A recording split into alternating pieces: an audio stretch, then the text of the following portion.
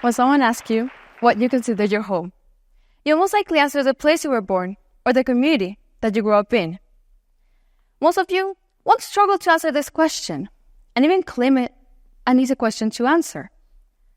But there's 230 million people who disagree with you.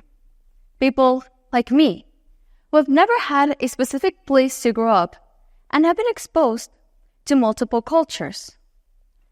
There was a term created to define us. In 1950, the term third culture kids, also known as TCK, was created by Dr. Ruth. I want to quickly start by telling you a story about myself. I'm from Argentina. I was born there like the rest of my family. At the age of 5, I had a life-changing experience. In 2012, I would move to Venezuela, and the only time I'd ever go back to my birth country would be as a tourist. Then, in 2018, I moved to Malaysia, and in 2023, I moved to Colombia, and here I am. This made me an international kid, a third culture kid. It opened my eyes to the world, to the cultures. I met people from everywhere. My closest friends were from France, Indonesia, and South Korea. But before I continue, what exactly is a third culture kid? Well, according to the definition of Dr. Ruth, a third culture kid is someone who has spent a significant part of the development years outside their parents' culture. The first culture is the parents' culture. Then comes the second culture, which is the one that they're currently settled in. And then, the third culture is a creation of the first two cultures.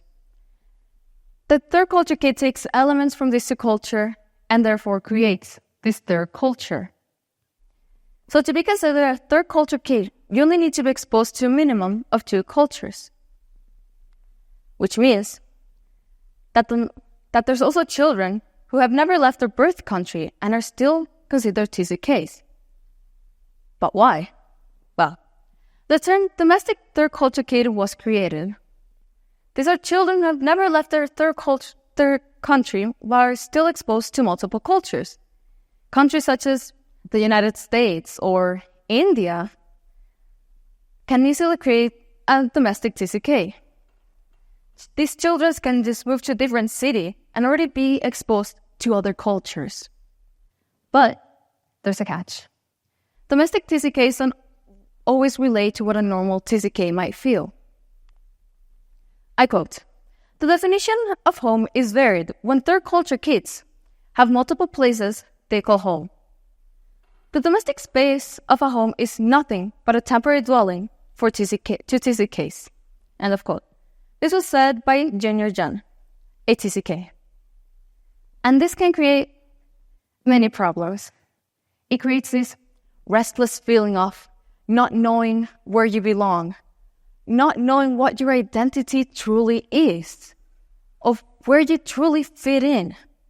It creates this horrible feeling of confusion. TCKs are so used to saying goodbye that they're always preparing again.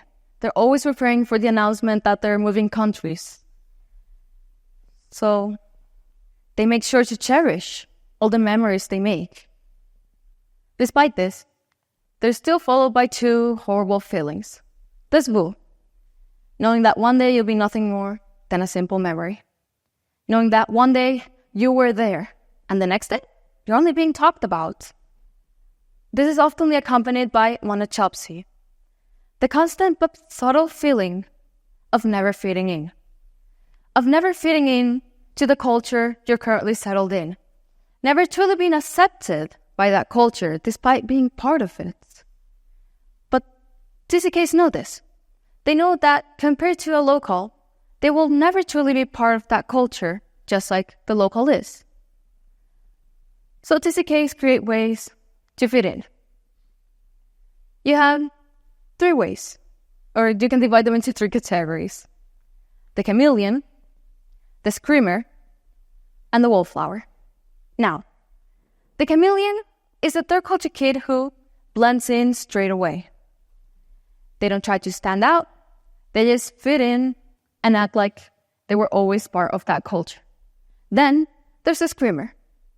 While they didn't always try to blend in into that new culture and participate in it, they make sure to stand out. They make sure to tell people that they're the outsider, that they're the TCK, the third culture kid. Last is the wallflower. They're the TCK who doesn't try to fit into the new culture, but they don't like standing out either. So they just stand in that one corner watching. And this can create a very lonely feeling because they all yearn for home, yet despite this, they're not always accepted. After all, third culture kids normally move before the age of 9. And, well, this doesn't always make for a very pleasant childhood. Kate Mayberry asked a few TCKs what it felt like saying goodbye constantly. And one of them said, "A small part of my own heart was torn out each time I had to tell a close friend goodbye." So what exactly is a home for a third culture kid? I want you to quickly close your eyes. Think, what makes it home? What have other people said is home? You may open up your eyes. If you ask the person next to you, they'll most likely answer something similar to you, especially if they've grown up in that place since their early childhood. But for a third culture kid, it's not that simple. When you ask the third culture kid what they consider home, they'll give you this whole dialogue of where they've lived, what they've experienced, and where they were born. And others will fall into this awkward silence of not knowing what to tell you. Because it's so hard for the third culture kid to explain, and difficult for the listener to understand, that third culture kids find their home in memories.